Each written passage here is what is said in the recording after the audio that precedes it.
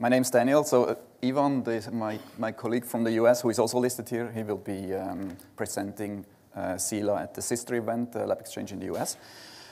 So we have now heard about two standardization initiatives that deal about standardizing the data, and two that deal about transporting the data. Oh no, three that deal about the standardization of data, and the two about how the data is transported, so how devices are actually communicating. And we are the second one besides OPC.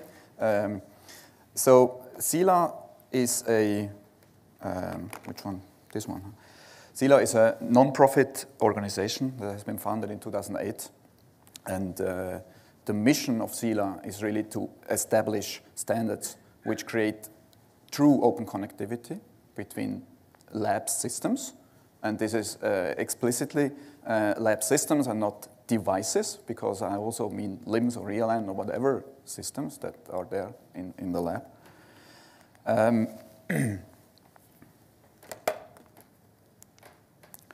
SILA has, in the meantime, about 1,600 personal members worldwide, and there are 30 core and supporting member companies as of now.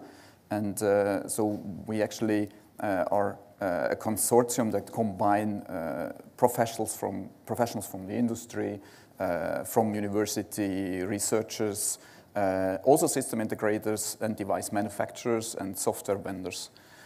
A little bit about the history of SILA. So as I said, founded in 2008, mainly driven at that time by Roche, Novartis, and Actelion.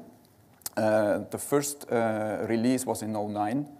And then SILA has been continuously developed over time. We are currently at version 1.3. We have also started to work on our own data standard, but very soon found out maybe it doesn't make sense to reinvent the wheel, and that's when we actually partnered with NML. Burkhard already mentioned that. And then, actually, 2014, 2015, we gained already a lot of, let's say, experience from that past years, and we learned what was good and maybe what was not so good. And then we actually started the initiative for SILA 2, which was based on these learnings, and we now are shaping or started to shape SILA 2 based on these learnings. And of course, we also follow the new developments, the Industry 4.0 trends, SmartLab, connected things.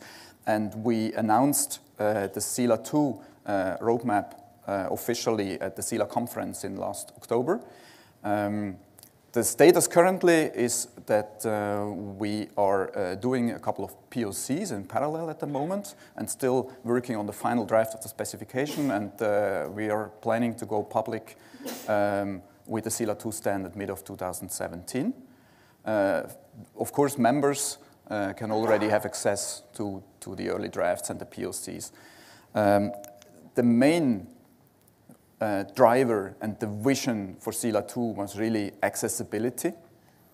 This was one of the negative points of SILA 1. It took quite a while to actually do an implementation. It was very complex. You had to rely on even on third-party libraries or commercial libraries, and we didn't want to do that with SILA 2. So accessibility is very important, and then we really wanted to base it on very elegant concepts, and we didn't want to reinvent the wheel for things that were already there. And what we also learned, it's not only the technology that is important. Really, such a standardization process is a lot about people and about the community process. And we also did a lot of improvements for SILA 2 in that respect. We'll hear about that in a minute. So the SILA 2 concepts, I mean, it's about several things. It's not only about the technology, as I said. It's about hardware and software or communication internet standards. It's about learnings from Industry 4.0, the Internet of Things. And it's a lot about an ontology or a taxonomy that we agree between ourselves. And so what we did with SILA we said, okay, for the hardware, Internet of Things, the Internet standards, we don't have to reinvent anything, okay? Let's just base on what is there, okay? And so we decided to base on, of course, on the hardware standards, to base on Internet technology like Wi-Fi, Ethernet. For the Internet standards, of course, we base on HTTP2, so let's say the latest standard for the Internet transport protocol, which is an IETF standard, widely accepted and also expected to last for decades, again, as like the HTTP1. We also base on the microservice architecture, for instance, that many Internet of Things frameworks base on. And so the only thing which is actually the domain, the lab domain, is just this upper left part, so the taxonomy. And this is actually the smallest possible layer we try to put on top of these industry standards, okay? And this is what defines the lab domain and what defines the language and the vocabulary for actually these services, devices, and systems to communicate.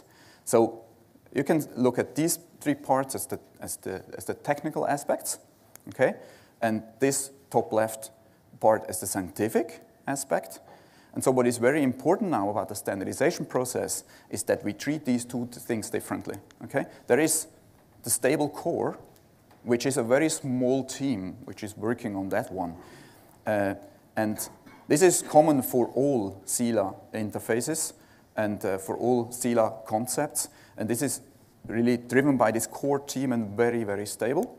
And then we have these flexible taxonomies that are driven by subject matter experts, very dynamic, and there is the easy possibility for vendor extensions, but in a way that actually even if I write a CELA-compatible service now, I can still talk to a CELA-compatible device in 5 years and interpret what it can do because of the core concepts.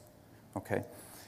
Now, if you look at that, this is very, very much comparable to what Burkhard showed, so the animal core and the animal techniques. It's a similar concept.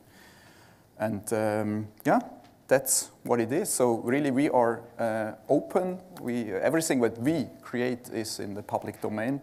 And we are happy to have anybody on board helping and contributing. Thank you. Daniel, thank you very much.